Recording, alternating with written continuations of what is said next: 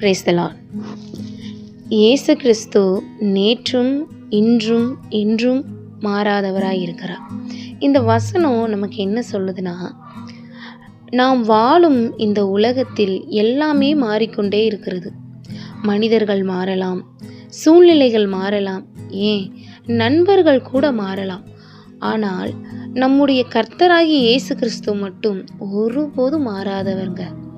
நேற்று நம்மை நடத்தின அதே தேவன் இன்று நம்மோடு இருக்கிறார்.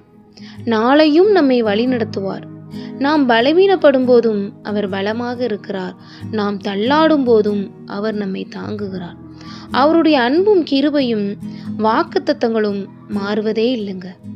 எனவே இன்று நீங்கள் எந்த சூழ்நிலையில் இருந்தாலும் கர்த்தர் உண்மையுள்ளவர், அவர் என்னை விட்டுவிட மாட்டார் என்ற நம்பிக்கையோடு இருங்கள்.